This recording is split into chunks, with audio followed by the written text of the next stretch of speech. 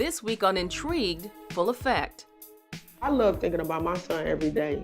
So every day I think about my baby. I think about where he would be, what he could be doing, if this didn't happen to him.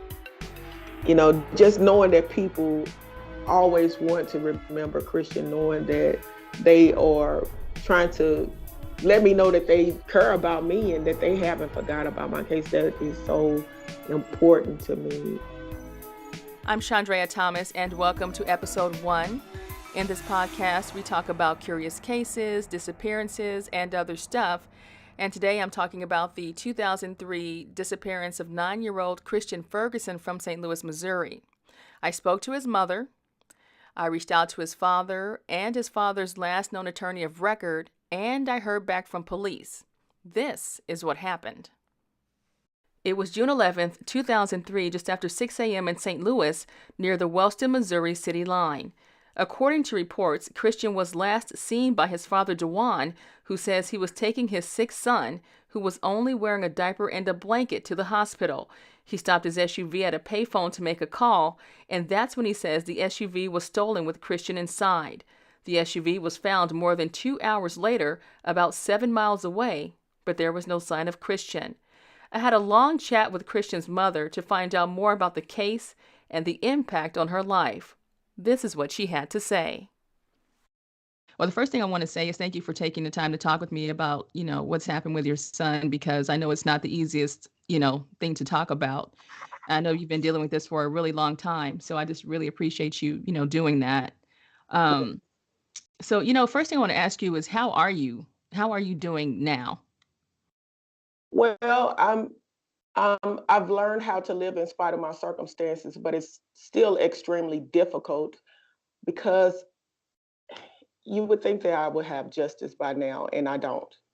So it's disturbing not only to me, but the people that are in the community. Anybody who is going through any kind of injustice should feel insecure because the system does not work the way that it was designed to.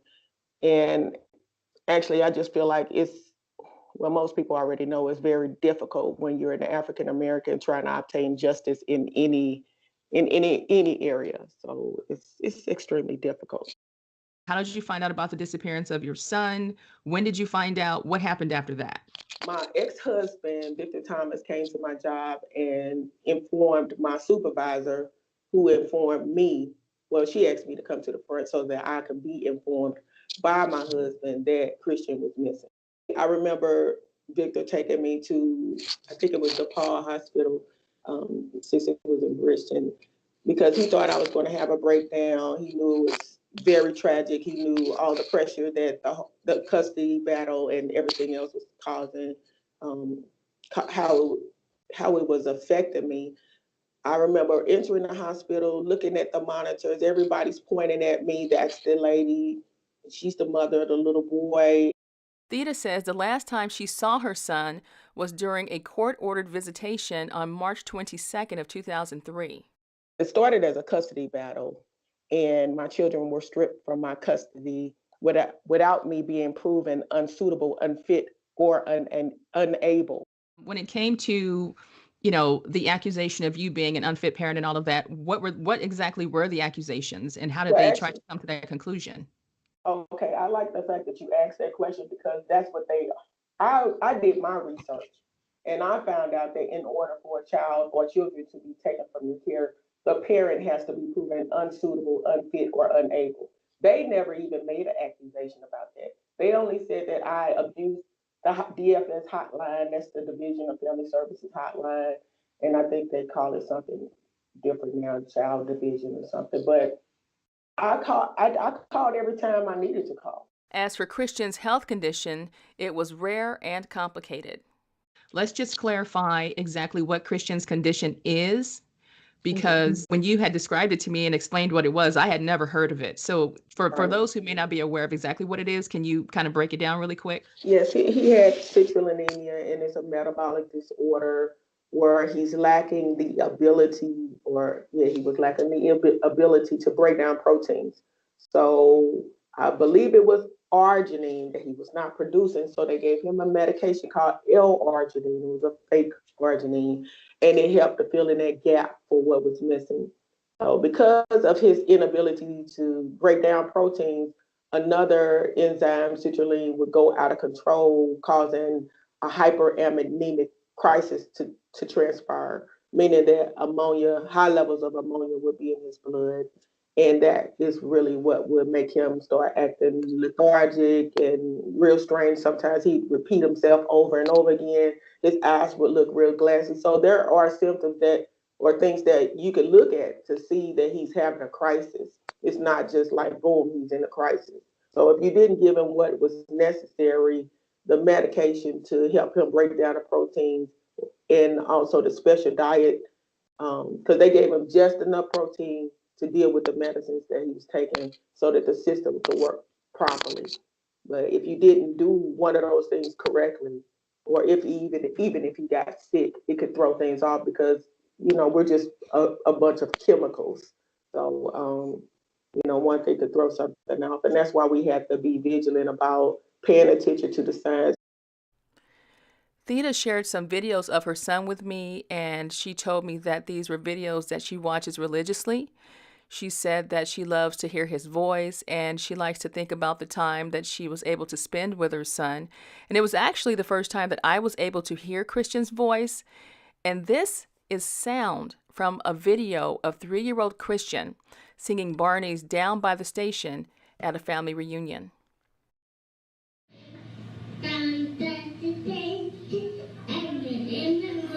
Oh my God.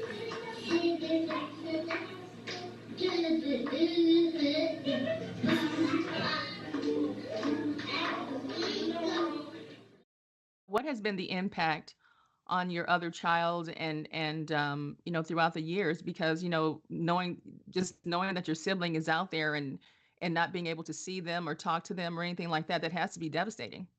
It's totally devastating. My child is still going through some things right now. They're 24 years old now, but it's still, you know, a challenge to try to live in spite of the circumstances. I'm grown, but this is a child who watched brother in the room in the coma. So I'm guessing you're wondering about the other side of the story. Well, I reached out to DeJuan Ferguson and I didn't get a response. I also reached out to the attorney who was representing him at the time of Christian's disappearance, and I didn't get anything back from them either. So I moved on to St. Louis City Police, and I got a pretty quick response from their PR department. And I found out something pretty interesting.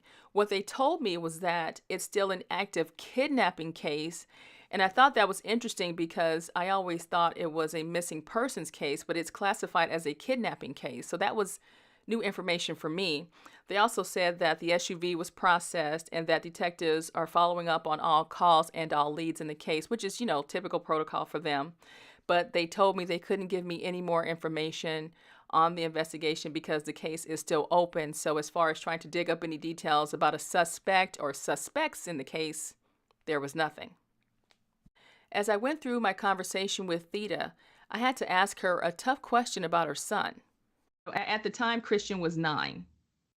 Yes. And so he would be, 25 now? Somewhere about 25, Yes. right? So the 9th he would become 25. Yeah. Do you feel that at this point your son is still alive? Do you feel that? No, I don't feel that my son is alive. I never felt that he was alive. There were a lot of people who wanted me to say that my son was alive. It was a lot of back and forth, And even I guess I, since I'm a believer of God, I know that miracles are possible. But knowing the fact that they found things that should have been attached to my son's body in order to sustain his life, it's hard for me to believe that my child is alive. Theta has always been very vocal about Christian's case, and she eventually became a fixture on local news. And I think as a result, she's been able to get a lot of support from the community in regards to searching for Christian and things like that. And that's something that she says that she truly appreciates. My life was just never the same. I kept doing a lot of interviews with news reporters, and I was really grateful that since my family is African American, that we were found to be newsworthy. People were like donating flyers for us. We create flyers to go out to increase awareness of Christians disappearance. They made T-shirts. And while facing tragedies in her own life, Theda has been able to take her situation and use it to help other families with missing loved ones. She tells me that it helps her cope and deal with her own situation. Tell me about Looking for an Angel and tell me how all of that started and how you help other families now. Well, Looking for an Angel is a nonprofit 501c3 organization that I created in memory of Christian to help increase awareness of missing persons. It's, there's like over 1,000 people missing in the state of Missouri, and each person really should navigate their highway patrols sites in their states to find out how many people are missing in their states. Um, some days I'll just go to the Missouri State Highway Patrol's map and let people know how many people are missing from their city or their county in Missouri. And I don't know if they have those kind of agencies in other states, but they need them so that you could be aware of the circumstances. I feel like if people knew more about how many people are missing in their areas or how at risk they are for disappearing, then they would make sure that the police or law enforcement does everything that they need to do, to keep people safe. How can you make a lot of money in your city and states if you have all these people missing? So maybe if they had more billboards up, and that's what I'm trying to do through Looking for an Angel, try to get up some billboards, disperse the flyers to help increase awareness in any way creatively that we can. If a parent wants to be ready in case something like this happens, of course, we never want this to happen to anyone. But if by chance someone is in the circumstance of having a child that, disappear, what should a parent know ahead of time to be better prepared to handle that situation? Hopefully they will have a child ID kit on hand that they like. That's something that we produce through Looking for an Angel, to give to the parents just in case their kids come up missing. It has the fingerprints of the child in there. It may have a tooth in there if the parent chose to put a tooth in there, because DNA can be extracted from your teeth, and sometimes they'll just cut off the hair. So it depends on what you have to use. Some people don't have hairs, so they have to use fingernails. So wherever you can get some DNA, we want them to say that DNA, say those fingerprints, and give that card that has a picture attached of their missing loved one to the police in the case of a disappearance. I recommend that they make sure that the schools have, like, since annually they take pictures, or sometimes they'll do it in the first and second semester. Make sure that you're getting a photographer who has the child safety ID kits, in not the kits, but there's a little card that can be part of your portrait package. So even as a parent, you have the power to tell your teachers, tell your school district what you expect for them to do to keep your child safe. But I would say if a person came up missing, the first of all, you want to check where you are. Go through the house, make sure that the person you're just not overlooking a person, or maybe they are asleep, maybe they don't know that you're looking for them. But once you've done all of the simple things like checking the house, checking with the neighbors and the friends, um, I would be on social media. Make sure that you have your children or your loved ones, because not only kids are missing, adults are missing. Some people had dementia. They just walk off. Through the years, I've seen you, go through a lot of media interviews and be very open about what your circumstances are. But I've also seen how you've developed relationships with other mothers and other families of missing loved ones. And tell me about those relationships and how it helps you deal with things and how it helps them kind of heal and deal with their circumstances. Well, Regina Sykes, she's the mother of missing Monica Sykes, or Monica was missing, and Paula Kosey, the mother of missing Shamika Kosey. Um, I bond with those ladies, and they're part of the organization's board, and we strategize. We get together, we think about what needs to be done, how things need to be responded to as far as law enforcement or the community is concerned, so that we can properly advocate for people with missing loved ones. Just having their support is I mean, it's priceless because no one knows like we know what it feels like to be in this position. And there are some things that Regina knows that I don't know right now because she's had a proceedings. She had court proceedings and she had outcomes that I don't have. You know, Paula Cosi, she's still looking for her child. And, she needs all the support that she can because it's been too long. So trying to teach people how to live and to keep a job and to sustain themselves and their families under these circumstances is imperative. People don't they just don't know what we go through. And since we know what we're going through, we try to be that support for the other people in the community, male or female, even for the children, because the children are impacted too. So we'll go to different schools, we'll do presentations, we'll talk about what it's like being in our position, what people can do to prevent being in our position. Sometimes you can do all the things right and things still happen. So we're there to help people to deal with that also. Mm-hmm. What are your hopes for the future out of everything that you've experienced, out of all of the different cases that you've heard about? What would be, aside from the ultimate outcome of, I understand what you want to happen with regards to your son's case, and aside from that, what would you like to see happen when it comes to missing persons cases overall? I like to see all cases being given the attention that they deserve.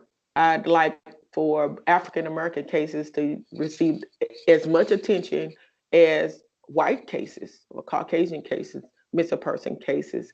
I don't feel like it should be a different way that they handle the cases because we're all people. We all care about each other. Well, we all should care about each other. And when people don't, and those things cause our loved ones to be missing, then we need to respond appropriately, quickly. Law enforcement needs to respond to each and every missing person case the same way they would want someone to respond to their missing loved one's case. What I've noticed about missing persons cases is that social media is one of the best avenues you can use to get the word out because people will share that story, share that Yes, picture like you wouldn't believe. And I think that's been exactly. very helpful to families. What do you think about that? I think it's awesome. Regina Sykes' case really just validates that point that you just made because if it wasn't for social media, a lot of people would not even know about the case. And it's about getting out there and getting all the attention that you can because once people are aware of the circumstance, um, the more it's more likely that you will have a resolution in your case. You have to be the one to stand out, even in business. You have to be the one that's making yourself different, that stand out to get the outcomes that you desire. And a lot of times when people are sharing these stories on social media, they don't even know who you are. But it's so easy to just share. So I guess it's a good time to thank the people who are sharing images of my child, especially those people that I don't even know that I may never ever meet. People from Africa, people all around the world who are doing whatever they can to increase awareness of any missing person. That's a plus. And while the investigation into the disappearance of Christian Ferguson continues, his mother says that she won't stop fighting for justice for her son and other people who were victims of crime. I want to ask you this. If you were able to speak to Christian at this moment and he could hear your feelings and your thoughts about him, what would you say? Mm. I probably cry so hard I probably couldn't say much of anything. I'd just be hugging them and kissing them, and oh man, that would be a blessing. I probably quit my job and just stare at my baby all day. I I would definitely tell him how much I love him, and I'd be praising God because it would have to be a miracle to have him in my presence. But um, that's so hard. It's really hard to. Probably the hardest question that you asked me. Oh man, I would. if it's just hard to go there, but I would definitely just show all the love and affection and attention that I could. I probably wouldn't even want to stop to, refresh myself by eating or drinking because I'd be so busy trying to show the love that I wish that I could have been given all these years. My last question for you is if there was one thing that you want people to take away from your story and your experience in your life, what would that one thing be? I will say that I am you and that we ought to work our case that like I am you. If I feel like if people would just be more intentional and do what they can do in their capacities, then all of us would fare better. So I want people to respect life, appreciate life, and do all that they can to make sure that everyone's life is preserved and that people are safe because we only have the life that we have. And once it's gone, it's gone. Even if you believe in the afterlife, this life that we live here would be just a different one because we would transcend to a different level. But we need to do all that we can in this life to be positive, to be change makers, to protect each other, and to bring about justice. So I would just urge everybody to, you know, be about the business of blessing each other, to be an encouragement and not to tear down people, but to build people up, because that would help us all. That would bring about a better and a safer community for us all. All right, Theda, thank you so much for your time and talking with me today. I know it's not the easiest thing to talk about, but I know that you also understand the importance of, like you said, keeping the story alive, Yes. especially when it comes to missing people of color just in general. We need to tell those stories and get those stories out so people can understand exactly what's happening in our communities. So thank you for that. Thank you. My final thoughts about this case are that there are a lot of details and information about the case that I can't discuss because police haven't confirmed the information. And to be totally honest, this is a very touchy situation. For example, Theda told me that an unknown person dropped a 37-page report at her doorstep detailing Christian's entire case. I'm just not sure of exactly who wrote it. She also told me that she had a meeting with St. Louis City Police about the case and walked in with about 55 questions, and while she got some answers, she said she wanted more. So I'm hoping, as the investigation moves forward, that I can get more of the facts to share with all of you down the line, and I'm hoping that this case finally gets some resolution for the family as well. If you have any information in the disappearance of Christian Ferguson, you can call St. Louis City Police at 314-444-0001. Thank you for listening to episode 1. I am planning to post a blog and pictures on my website to go along with this podcast. And if you have any cases or disappearances that you want me to check out, you can go to the Intrigued Full Effect website, or you can reach me via email at intriguedfulleffect@hotmail.com. Until next time, be safe and stay true.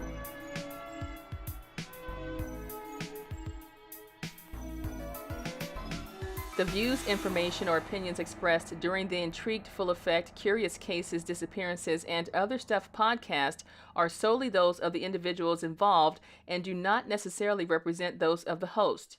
The primary purpose of this podcast is to educate and inform. The host of this podcast assumes no liability or responsibility for any activities in connections with opinions shared in the podcast. The podcast and blog associated with it shall not be used in any legal capacity or as a basis for expert testimony. No guarantee is given regarding the accuracy of any statements or opinions made on the podcast or blog. This podcast uses copyrighted materials that were fully authorized by the owner.